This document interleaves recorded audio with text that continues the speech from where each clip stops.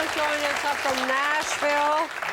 I don't know if you can hear it at home, but we sometimes get the people to applaud, clap. Well, we had to get them to stop because a couple of them were just not there. They were right off. Everybody's doing this, and they're going, I don't know. And but that doesn't throw you off when people do that? No. I've actually, I probably shouldn't confess to this, but I've been in situations before where I've done that, just, been in the audience and clapped, just to cause trouble or something. Maybe that's one of the people you were clapping for. That's right. So that's why it didn't bother me at all. You said something that I didn't realize. You said that what you saw was some of the people in the audience actually knew the song and were singing along. And obviously, that's a great compliment. And I hadn't realized that's like the ultimate compliment. We know your song. It is the ultimate compliment to look out. And there's several people were singing the song, and it's the ultimate compliment because, it means that they've heard it. Sure, they've heard it, and that's good. The first time that happened to me, it was this past Christmas. I was singing for the Vanderbilt Children's Hospital cancer ward, and I went in and did some, some Christmas carols, and I sang Wild One. And this little kid sitting in the front, he was about 8 years old, and he had been there for several months and had not been able to go home. He was very sick. And he was just singing louder than me and just singing the song out and just saying, she's a wild one, just in the front. And so after I finished the song, I said, you were singing along with me and you were singing louder than me. Why don't you come up and sing it? And he said, okay. So I stopped the show and he came up and he sang the whole song. Little 8-year-old boy. Now that, let me tell you, that will get you right there. That's the reason you do something like this. There's another song in this that I was humming along to when I heard it, and I'd forgotten for a second where the song came from, although I knew the words. It was Piece of My Heart. Take another little piece of my heart. And then I went, wait a minute, this is Janis Joplin. Now I understand that you actually had not heard the song until you recorded it. I had not. If I had, that record would be a lot different. My version would be a lot different, but I had learned that from a friend of mine in Nashville, had recorded it on another female, and they recorded it country. And that's how I learned it. And so when Scott Hendricks and I started working together, Scott is my producer, he produces the record, we just kind of took that and made it our own. We added my personality and style to it. And when Warner Brothers found out I had not heard Janis Joplin, they said, whatever you do not listen to that record until you finish recording yours, because, you just don't. And I didn't. And the moment of truth came when we turned the album in, and they said, okay, you turn the album in, that's great, but here's the, here's Janis. This is what, you recorded, and I couldn't believe it. I couldn't believe I had taken this, legend song and recorded country, but it works, It really does work the way you've done it. Now hearing your story, that's really interesting, because it is so different that it took me after I heard your version, and I went, wait a minute, and then it came back to me. I imagine if you had heard it, you might not be able to do it because it was Janis Joplin. Yeah. It is such a legend. It might have been somewhat intimidating. Oh, absolutely. And it was so, that's such an incredible record. And her phrasing and the way she interpreted that song was so amazing. I would have tried to sound like her, and it would not have worked, Yeah. So it would be like me trying to do a Patsy Cline song.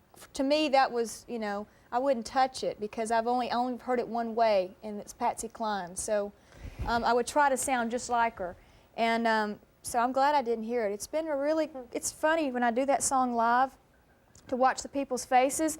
They get this funny look on their face like, gosh, I've heard that before. I know that. I know that song, but it ain't this song. It ain't, and then I get to the chorus, and then you see this light of day come across their face. Janis Joplin. I actually hadn't thought of that, but if you have, I know that there's been some big influences in your life, people you've admired, like Patsy Cline and Reba McEntire. But if you did one of their songs, because you love them so much, as a singer, you're just liable to get into doing a parody or almost I do that with Reba. I'm on tour with Reba right now. And in the States, and she was probably one of the biggest influences on me musically, so it's quite an honor for me to be able to open her shows for her.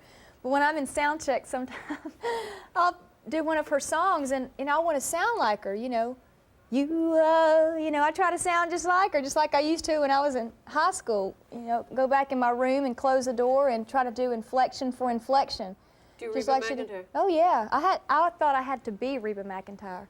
Yeah, I think there's something they say when you're a singer, you find your own voice. And there's, I guess when you're not very sure of yourself, you're a little bit nervous, you do what has worked for others or what you think. And then all of a sudden one day or soon or somehow, does it kind of happen overnight or is it a very slow And then one day you go, wait a minute, this is it? Well, I'll tell you what, when it happened for me is when I was in high school, I really honestly wanted to be Reba McEntire. I mean, I thought that I had to be her, so I would try to sound just like her. But the older I got, I started choosing different songs to do, and I'd pick out songs off of my favorite albums to sing live.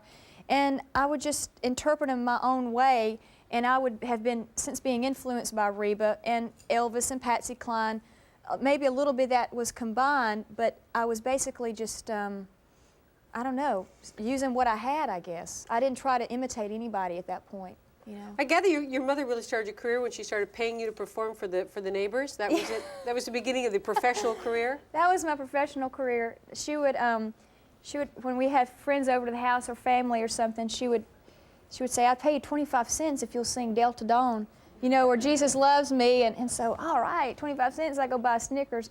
So, so then she started paying me 50 cents as I got a little older, and now it's $1. Yeah, she pays you $1. At all the homecomings, I only sing for $1, Mom. I'm kidding. There's a great story. If you want to make it as a singer in country music, you make the great pilgrimage down to Nashville, and eventually you take your chances and you go there, which is what you did. I think you were 19, you packed up and said goodbye. Yeah. But I didn't know this. This is really interesting. When you go to get interviewed for a job, the first question they ask you is, do you want to be a singer? For me, yeah, it was. Isn't that amazing? But if you say yes, they don't hire you. They don't hire you because I don't know why. I guess they're looking for people who maybe are wanting to be on the business side of things. And well, that makes sense. If you want to be Sure. a singer, your heart's not in really being a secretary here. You're just looking for the door to get in. Exactly, and that's Right. what I thought in the beginning when I first got there. And you know, they would ask me that question, and I would say, "Yeah, you got a band I can be in? You know, do you know somebody?" They say no. And besides, by the way, you don't get the job. Yeah, by the way, you know, sorry, we'll call you. But I went to apply for a job at Gary Morris's office, you know, which is he's a great, talented singer. And they asked me that question. It was the first question they asked me. And I said, I guess I was just, I don't know, got hit by a smart bug for a minute. I said, "No, I'm not. I'm here to go to school." And I got the job. And so I thought, well, you know, I got a job, but now I'm stuck. sing, You know, what right. do I do? So it was a little while. It took me a little while to get out of that, but it was Somebody good. heard you singing one night in the office, or Yeah, overheard you? And overheard me in the The secret office. was out. I was singing with the radio. I had it up really loud, and I was singing along with the radio. I thought I was alone in the office, and I was not. There was someone else there who caught me, and then I, you know, was no longer undercover. It was out in the open. That's how it all started, and I didn't lose my job. The end of the story is I did not lose my job. I was. Everybody was really shocked that I was actually there to do that because I had hit it so well. And I was scared. I was 19 years old. I'd never been away from home. I didn't know what to do. You know, I wanted to make sure that I did the right things. And so I didn't get fired. I ended up getting a lot of studio work, and that's what got the ball rolling for me. You know, I started working with songwriters, and it just went from there. There's two of the songs on the album that you have co-written. Mm-hmm. I forget which ones they were. I've Got This Friend, which is the duet that I do with Larry Stewart, and then... Do you know what you do? You sometimes, and I'm doing it again. I have to apologize, aren't I? Well, you said, you know, when you people you admire or people you like, you start singing like them. I start talking like the people I interview. I do. Can you hear me doing it? I'm sitting here talking like I got an accent in my voice, and it's just. Now I used to live in the southern United States a bit, so I have an excuse. And I do it if I interview French people. I start. Oh, listen, I can't do it now because I'm so into the country and western accent. I'd like to talk like a French person. Well, it's very easy, you know. You speak like this, you speak like that, and You speak like this. How would it sound to have a country French? Actually, it would be very beautiful. You speak like this. Give me something French to say. En français, you should say. En français. Yeah, en français. That's how my dad would probably say. En français. Yeah, en français. That's what I say, yeah.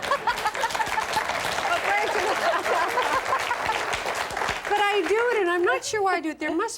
There's probably some psychiatrist would say I'm trying to somehow get in sync with the people I interview, or I do it. I didn't even notice it, but I like it when you talk that way. Yeah, no, I just start talking around along like that, and next thing I know, I'm just chirping away I can start here. saying, yeah, eh? Yay. Oh, yeah. Do you notice that a lot? I do. I mean, last night since I've been here, we went to dinner with some friends from Warner Brothers and Elsie from Kiss FM here, and she was talking and she was going, eh? And I said, eh? And she said, did I really say that? And I said, yeah, you do. And she says, well, y'all go, uh-huh, all the time. You do. Americans go, uh-huh, uh-huh, uh-huh. Do you notice anything else about our speech pattern, or is it just that one thing just we that. do? A. Hey. You have to tell me this. You said when you came to Canada, they told you, and you've never been here before, what did they tell you? Because you never know what they tell people from the deep south about Canada. What did you expect? They said that the people are very, very nice, and that's true. Everybody's just been so nice here, and that you love your country. And a lot of people have told me about this place, Ottawa. Right? That's the capital of Canada. Yeah. Ottawa, that I've never been to, and I'd love to visit Ottawa. What did they say about Ottawa? That it was just like a really romantic city. Ottawa? Well, wait a minute. It could be. I saw pictures of it. I saw this postcard, and it had the buildings were green. Buildings. Yeah, were green, kind of the color of your walls here. Yeah, the copper tops on them sometimes I think that's beautiful. Yeah, it is. It's not that romantic because it's where all the politicians are. Well, maybe. And they're not known for being romantic. Was a newlywed or something, and they went there for a honeymoon. I don't know. It's interesting. Yeah. You've not. I'm sure you've seen snow in your travels, but you come from Star, Mississippi, and they sure don't have snow. You must have had a bit of a surprise yesterday when you got off the plane. Nashville has a little bit of snow now, but I tell you, when the weatherman says it's going to snow, schools close, the city closes down. Everybody goes to the grocery store, and if you don't, I mean, you're in trouble because you go to the Kroger or whatever, and if you don't go when they say it's going to be snow tonight, you're not going to get milk because, I mean, it's just like panic. You know, people really get upset. What's the Kroger? The Kroger. Oh, I'm sorry. Kroger. Is that like a little corner store? It's a big grocery store where you buy everything. Kroger has the best meat and dairy products and. Okay, I wasn't sure what it was. Here, I think we close our schools if we have a blizzard. It's minus 30, and we've got ice in the road. Yeah, and this much snow yet. But we're tough. You are tough. Yeah, you're a lot of tough people here down. I bought some snow boots this last year when I went to Santa Fe, New Mexico to go skiing, and I've been around snow, but only for a short period of time, and I got my snow boots, and I was so excited that I got to wear them, you know, when I got back to Nashville. Snow boots, and that was exciting. Yes, Dini, I have never owned a pair of snow boots, so that was really. For us to buy cowboy boots is exciting. I mean, really, when you go and you buy your first pair of cowboy boots, it's a big deal here. But I got off the plane yesterday, and it was snow.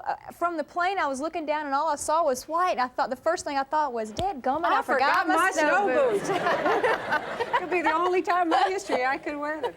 Well, there are wonderful things being said about you. This is a lady who has worked very hard for the success you have. You've been singing since you were 3. I started your own band when you were 17, sang anywhere for anybody at any time, and for $1 at your next home gathering. You know, if Faith is around, ask her. But the debut album is out, Take Me As I Am. There are a lot of people saying some wonderful things about you. You're headed for the top, they say. The prophecies and the words in the wall. Yes, they say. Oh, wait. I promise you, if you come back again, that this audience will learn to clap. We'll do it in time and in unison. What do you think, huh? That's a deal, eh? Now you can just clap for all you want. Ladies and gentlemen, Faith Hill. Coming up next, the Wacky Designs with Dini Carpenter. Thank you. It was a pleasure to meet you. Hope you get to use your